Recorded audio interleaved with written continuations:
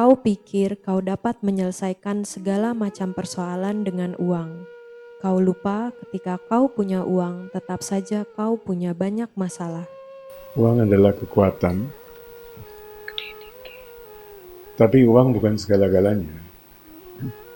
Apa yang sedang kita hadapi itu, apakah itu persoalan, tantangan, kita harus hadapi dengan kekuatan yang lain. Bukan hanya uang. Uang adalah kekuatan materi. Yang kita butuhkan itu adalah kekuatan spiritual. Ini mengingatkan kita bahwa ada kekuatan yang lebih tinggi daripada uang. Ada kekuatan yang lebih tinggi daripada sekedar materi. Nah, ini yang menjadi persoalan, kita tidak paham tentang hal itu. Dan sejak kecil kita diajarkan kalau punya uang semuanya seolah-olah bisa diselesaikan. Pemahaman ini terbawa ketika seorang anak menjadi besar. Dia membawa pemahaman ini bahwa dengan uang semuanya bisa diselesaikan. Mencari uang mati-matian, apa yang terjadi setelah itu? Kita punya begitu banyak praman, begitu banyak contoh, begitu banyak bukti ya. Berapa hari yang lalu kita sedang mendoakan juga untuk teman kita, teman lama, tiba-tiba meninggal. Saya selalu mengatakan, hati-hati dengan gas. Gastritis itu, kalau dia sudah menonjok jantung kita, dibawa ke rumah sakit, akan diberikan obat jantung. Padahal cuma gas aja. Banyak hal kebiasaan-kebiasaan yang kita tidak diajarkan dari orang tua, tidak diajarkan di sekolah. Itu terbawa. Sehingga kita tidak bisa membedakan mana, apa, bagaimana. Orang punya uang, bisa ke dokter, bisa ke rumah sakit.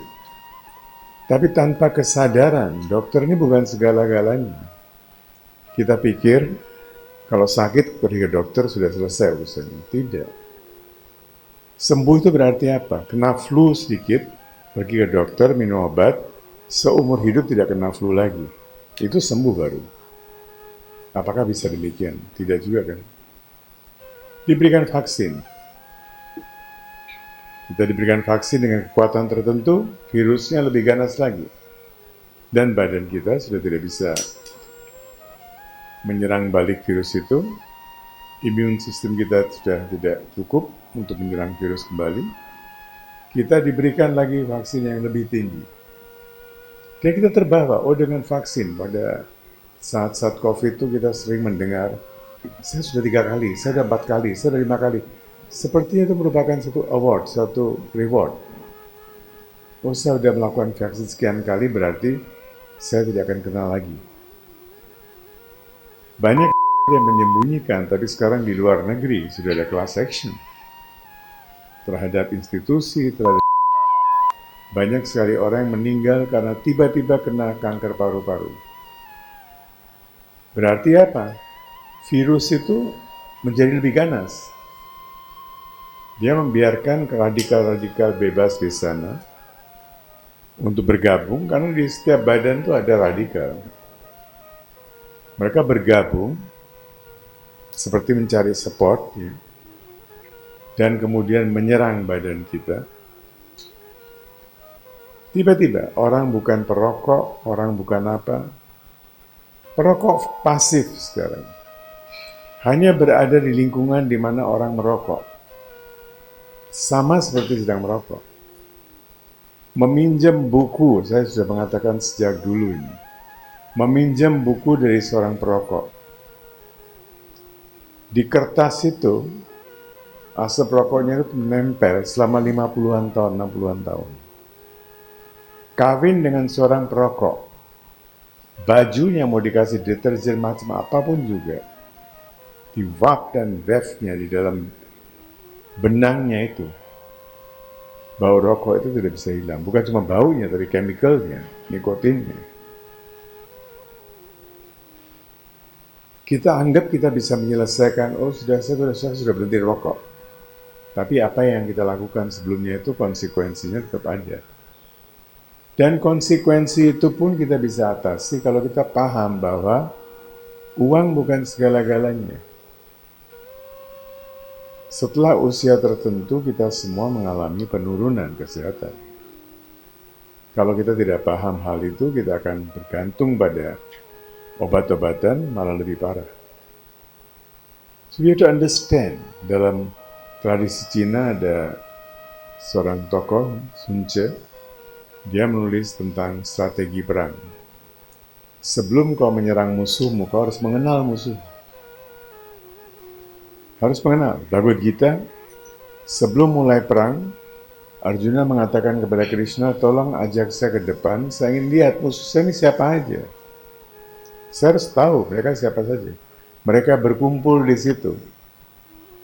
Dan ketika dia melihat itu, dia baru sadar, orang-orang yang dianggap netral, orang-orang yang dianggap saudara dia, malah sekarang berada di sana melawan dia. Termasuk om dia, paman dia, orang-orang tua yang dia hormati, yang dia pikir tidak akan berpihak. Bhishma Pitama, Dronacharya, guru. Yang selama itu, guru ini lebih memperhatikan Pandawa daripada Kurawa. So kita harus mengenal, jadi uang bukanlah solusi. Uang justru bisa menjadi beban. Kalau kita menggunakan dengan baik, uang menjadi means, sarana yang baik. Tapi kalau kita bergantung pada uang, dia akan menjadi master kita, dia akan menjadi bos kita, majikan kita. Jadi uang itu adalah majikan yang jelek, pembantu yang baik. Kalau kita memperlakukan dia sebagai pembantu, oke. Banyak orang yang pikir, oh nanti kalau sudah punya uang, punya ini, saya akan begini, saya akan begitu, saya akan mengabdikan hidup saya. Sudah berusia, sudah nggak punya tenaga lagi kalau mengabdikan sekarang. Nanti nggak akan terjadi apa-apa. Nanti itu satu kamar yang kita butuhkan, that's it. That's it. Dan kamar itu akan mengecil, mengecil, mengecil. Kalau sudah masuk ke rumah sakit, kamarnya akan mengecil. Di rumah mesti kamarnya besar, rumahnya besar. Di rumah sakit satu kamar. Kalau sudah dikubur ya segitu aja. Jadi kita harus memahami yang dikatakan oleh Mahamaya tadi. Kita harus memahami keterbatasan dari uang, keterbatasan dari materi, dan kita menjalankan hidup dengan penuh kesadaran. Terima kasih.